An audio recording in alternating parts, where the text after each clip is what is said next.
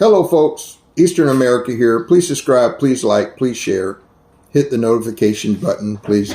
I appreciate you all every day, and please share this video. And if you stumbled on it, again, please subscribe. I try to come up with interesting videos as often as possible. And I want to talk about, there was a Face the Nation interview, and it's just recently. And today is, Alexa, what's today's date? Today is Sunday, January 29th. Sunday, January 29th, 2023. And this Kevin McCarthy was on Face the Nation, and he's talking about our debt ceiling at the present. And I haven't really prepared anything, so a lot of this is going to come off the cuff. And how things have to be changed and how they're not going to touch Social Security and Medicare. Really, there's not much you could touch right now, in my humble opinion. I'm pretty apolitical. I'm just 1 minute left of center, so I'm not right, and I'm really not left. I'm not extreme left. I just want to say I'm pretty focused on everything, but I'm pretty balanced. And I can see where you cannot take away from military. That's a no-no, because we're giving up M1 Abram tanks.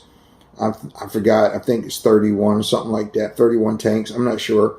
But we got to resupply our military with HIMARS and stuff. We don't know if we might have an invasion in our country, so we have to be ready. And then you can't cut Social Security. You can't cut Medicare.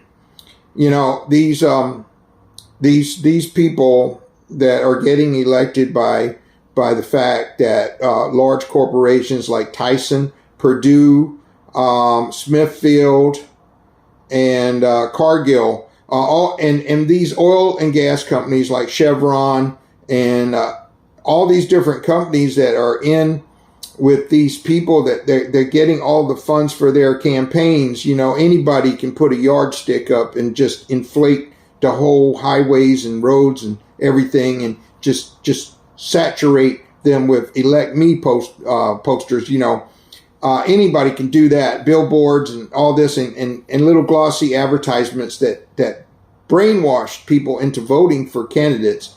But yet when they get elected, they're victimizing people. And this is also at the local level. This is not just a federal issue. You may have, wherever you may be, you have a city council and you have a county council.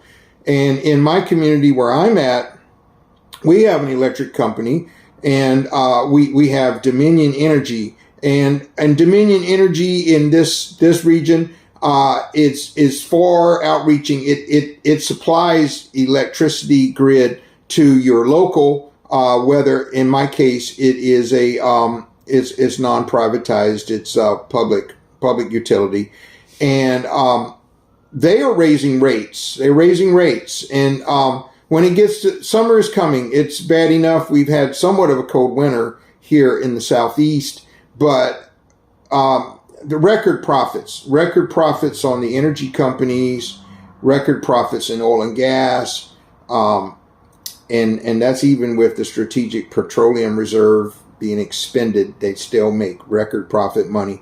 Get ready this 2023 for a summer driving season where gas skyrockets to about $6 a gallon again, because we've depleted our Strategic Petroleum Reserves.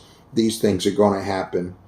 But I'm sorry, you cannot go, you know, the poor are getting poorer, and I'm sorry, but you're going to have to. I think the $400,000 limit for increased taxation for the wealthy is got to happen.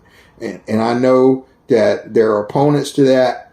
And again, I'm not being political here, so I'm not going to mention left or right or anybody in specifics. I just can't do that. I know that you know who I'm talking about. And we're going to have to take these record profits and take some money out of the record profits. If you truly want to raise the debt ceiling and yet stop the spending and start saving money, you need to go after the people that got the money. You cannot go after the poor and the shrinking middle class and the increasing shrinking middle class.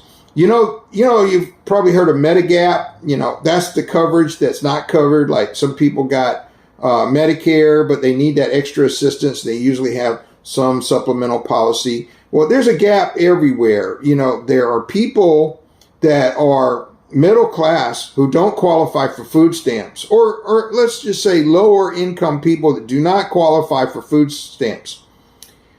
The government increases the amount of food stamps the last year or so, but yet they don't expand the net to larger incomes, which probably should happen. When you've got hardworking people driving up to a food bank and cars are lined up and people are getting some groceries and some unhealthy foods or whatever they're getting, canned goods or whatever, and they have to wait in line. And yeah, they might have a nice car because, you know, hey, a car, it's the American dream. It's supposed to be a quality of life that we have, the pursuit of happiness, and yet it's like the worst of the worst. So I'm just saying that we need to have price caps, security price caps for American citizens. We need we cannot have these people increasing everything and making record profits, and no one's doing the numbers, and they letting these people make record profits on the back of poor people and poor becoming poor. Yeah, poor Americans are becoming more poor, and middle class people are becoming poor. And at some point you got to say enough is enough. We can't do this. And you know, all these other countries are starting to look at this stuff, and we need to look at it also. I mean, we can't let people not be responsible. We are our brother's keeper. And, you know, for those of you that are Christian like me, we are our brother's keeper, and we need to help each other. And we just can't, you know, look to the stars and just focus on getting into space and leaving all the poor people behind. You know, all the wealthy getting on spaceships and going to another planet and enjoying life and growing their own gardens and stuff, and the rest of us are stuck here on planet Earth. That's not cool. But I'm just saying, let's look out for each other. Please subscribe, please like, please share, hit that notification button. Thanks for tuning in. And have a great day wherever you are.